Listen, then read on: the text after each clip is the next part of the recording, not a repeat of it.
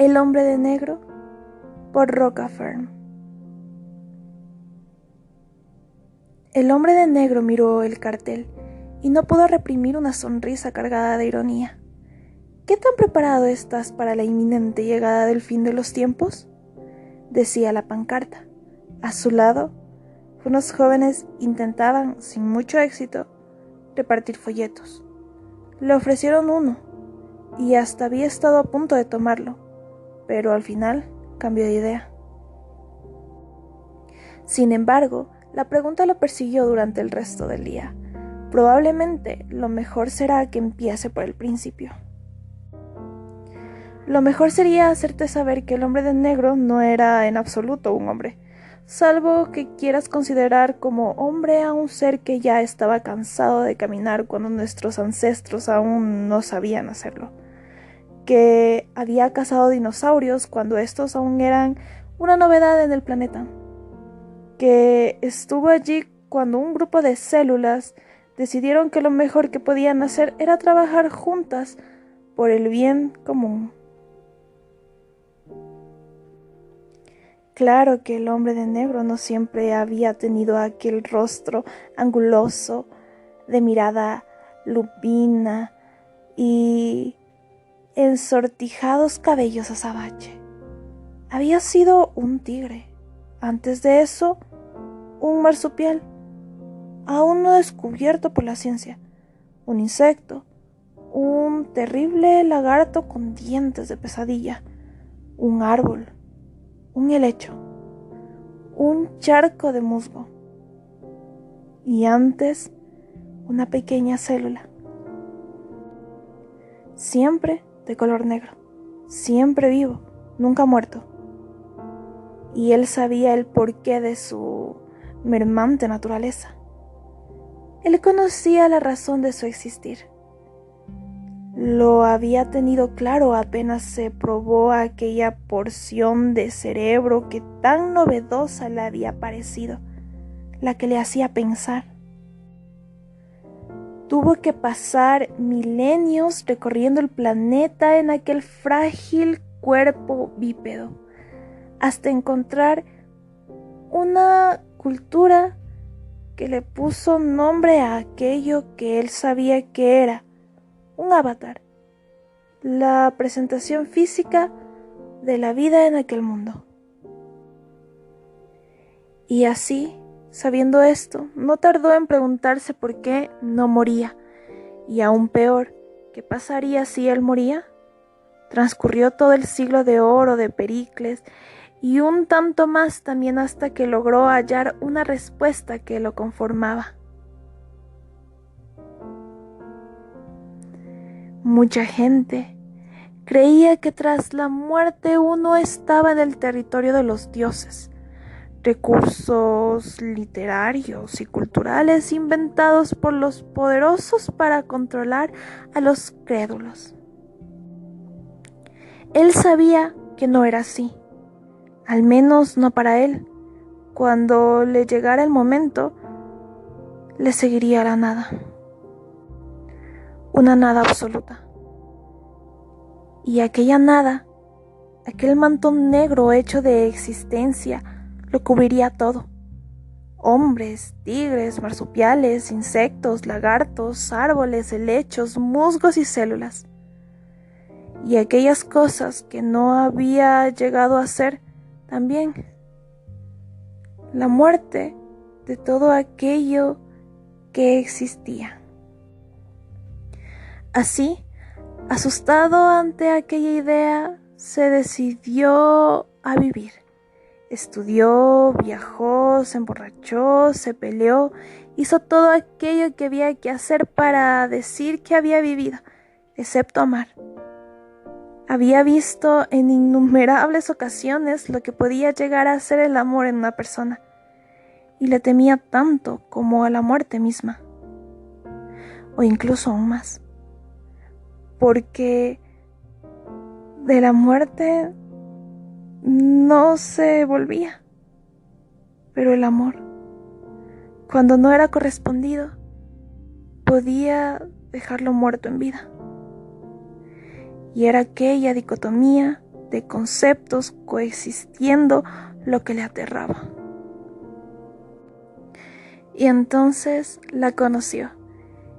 Era verdaderamente la heredera de Helena de Troya, Cleopatra, Josefina de Beauharnais y otras mujeres nacidas para dejar su huella en la historia. Y no es que fuese especialmente bonita o particularmente inteligente. Era algo más, algo indescriptible que a sus ojos la hacían valiosa, única. Fue verla, compartir una breve charla y saber que ella era quien había estado esperando. Y en aquella esquina, donde finalmente se besaron, pudo sentir como sus pies dejaban de tocar el piso.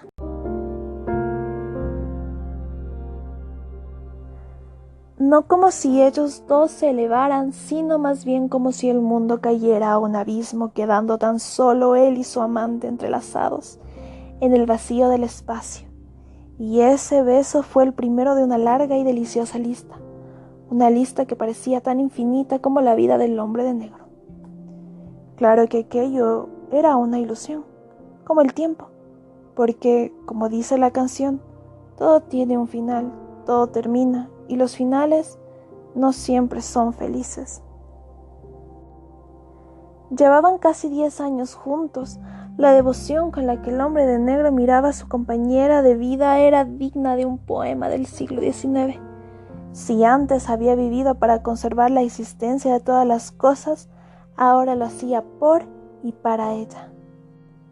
Y ahí estuvo el problema. No todas las personas están hechas para ser adoradas. Muchas prefieren un trato más terrenal, no tan agobiante. Y fue eso lo que le pasó a ella. Y cuando finalmente tomó coraje y se lo dijo, sabiendo de antemano que sus palabras aplastarían el corazón del hombre de negro, selló su destino. Tanto le dolió romper su relación que no pudo quedarse a escuchar la respuesta. Terminó aquel discurso que había estado amasando en silencio durante meses y dejó la habitación con los ojos empantanados. La laguna salada en sus pupilas no le dejaba ver con claridad. Nunca supo de aquel automóvil que acabó robándole la existencia. Pero el hombre de negro sí supo de aquel vehículo y supo por primera vez lo que significaba aquella dualidad que tanto lo había espantado, lo que era estar muerto en vida. Su dolor lo cegó, ya no le interesaban los debates filosóficos consigo mismo acerca de lo frágil que es la vida. Ya no le interesaba nada y decidió morir.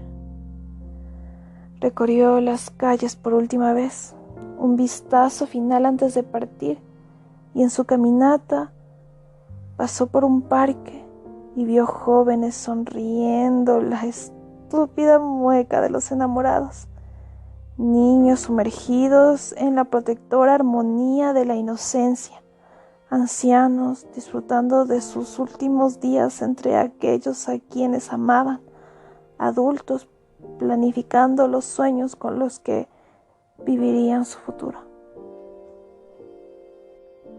Y supo que no podía hacerlo.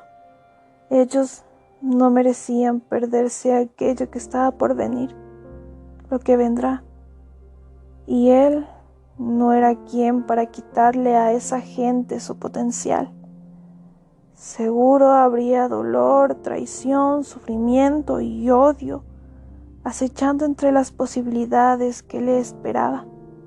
Pero también había amor, compañerismo, conocimiento y buenos recuerdos. Y era aquello lo que hacía que la vida valiera la pena ser vivida. Y lo mismo se aplicaba a él. Así que decidió que aún a pesar de sentir un pozo oscuro en el centro de su cuerpo, devorando todo atisbo de felicidad que sus recuerdos pudieran generar, debía hacer el esfuerzo, porque si aquellas personas cuyas vidas duraban apenas un respiro podían seguir adelante, curar sus heridas y cicatrizar sus emociones, entonces él debía ser capaz de poder hacer lo mismo. Tomó aire, sonrió, transformando la tristeza en nostalgia, y siguió caminando. Un grupo de personas salieron a su encuentro. Venían de un improvisado stand. ¿Qué tan preparado estás para la inminente llegada del fin de los tiempos?, decía la pancarta. El hombre de negro miró el cartel y no pudo reprimir una sonrisa cargada de melancolía. Si les gustó esta historia corta, por favor comenten, compartan, denle like y suscríbanse al canal. También pueden dejarme sus historias en la cajita de comentarios. Sin más, hasta la próxima.